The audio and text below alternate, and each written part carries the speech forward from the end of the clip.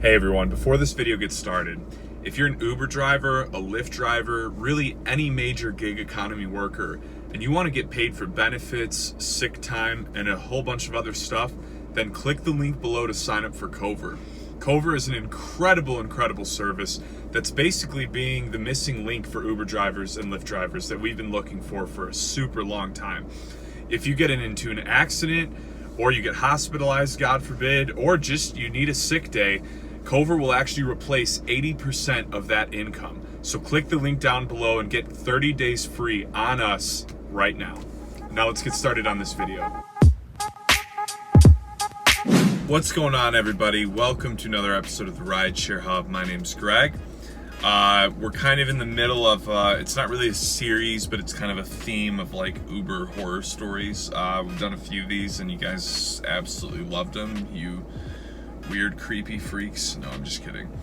It's more of like just true crime stuff. It's just fascinating whether you like it or not.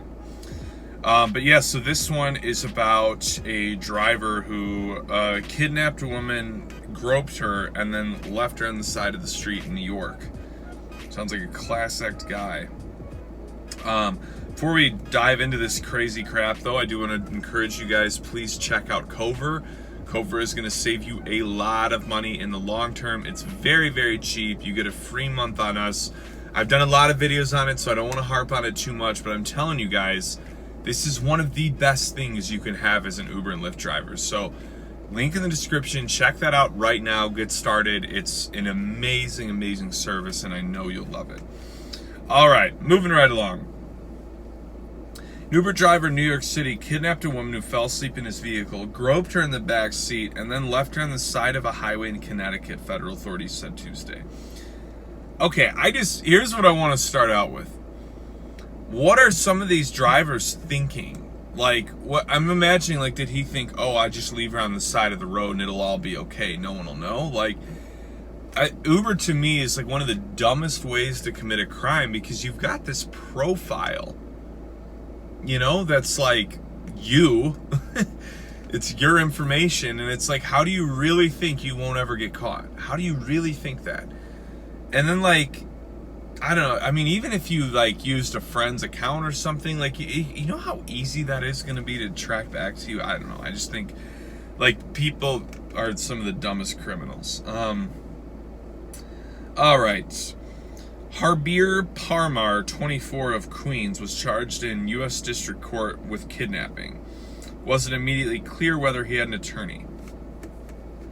The FBI said in court papers that Parmar picked the woman up in Manhattan at 11:30 p.m. on February 21st for a trip to her home in White Plains, New York, about an hour away. Man, he gave up a nice ride, too. The woman fell asleep, authorities said, and Parmar changed his destination to an address in Boston, Massachusetts. The woman woke up to find the driver with his hand under her shirt, touching her breast, according to a criminal complaint unsealed Tuesday. The woman reached for her phone, the complaint said, but Parmar took it from her and continued driving. She asked the driver to take her to the police station, but Parmar refused, the complaint said. Parmar eventually left the woman on the side of Interstate 95 in Branford, Connecticut, about an hour's drive east of her home. The complaint said the woman memorized Parmar's license plate and called a cab from a nearby convenience store. The woman later learned that Uber had charged her more than $1,000 for a trip from New York to Massachusetts. Jeez. Oh, man. Federal authorities in New York police condemned Parmar's behavior as reprehensible. No one man or woman should fear such an attack when they simply hire a cab or service, U.S. Attorney Jeffrey Berman said in a statement. Uber said it blocked Parmar from using the app while the alleged kidnapping occurred. What's been reported is horrible and something no person should go through. As soon as we became aware, we immediately removed this individual's access to the platform. We have fully cooperated with law enforcement and will continue to support their investigation, the company said in a statement. Uber's CEO, Mr. Dara, whatever, I can never say his name right, so I just don't say it, said over the summer that he hoped to make Uber the safest transportation platform on the planet. After enduring years of criticism that it wasn't doing enough to screen drivers, That included adding a new feature to the app that is supposed to alert both passengers and drivers if a car makes an unplanned stop. The state of Colorado fined Uber $9 million last year for allowing people with criminal records to work as drivers. New York City requires ride-hailing service drivers to go through a licensing process similar to the one it has for traditional limo and car service drivers. You know, as annoying as that would be, maybe that's what needs to happen. Federal authorities also charged Parmar with wire fraud, accusing him of overcharging Uber riders by inputting false information about their destinations. How do you get away with that for that long, though? Like, I feel like you could only do that so many times. The complaint said he also reported false information about cleaning fees that he charged to Uber riders on the last 3 occasions, including the woman he allegedly groped and left on the side of the road. Parmar later admitted to the FBI that the woman had not vomited in his vehicle, according to the criminal complaint. So, interesting character. Looking at a picture of him right now, smiling in his mugshot. Jeez. Not really smiling, but, you know, he's kind of like that. So, kind of a smile. Very creepy. But yeah, I don't know. That stuff really does always blow my mind. Like, if you're going to do something like that, don't you think there's a much smarter approach? I guess most criminals are just idiots, but like, I don't know, there's so many things here. Like, for one, does Uber need to increase like their vetting process? Like, do they need to do a better job of screening drivers? And I think yes. Like, I think that is a pretty serious thing. Now, I don't know, I mean, my take always for it is like, I don't actually think Uber or Lyft is that dangerous. And I said this in like the original video that we did that was some other shady dude and some weird crap he had done.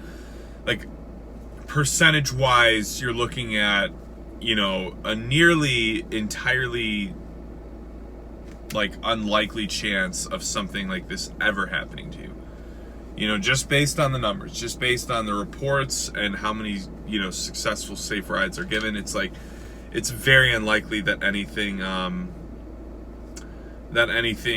happens, you know, to you. So like, I don't really think it's like this ultra unsafe, you know, company and service. Like, I think in general it's usually safe, and I think most people are going to be, even if they are evil, you know, they're going to be too scared to do something, because you get caught easily on Uber and Lyft. You're not getting away with that.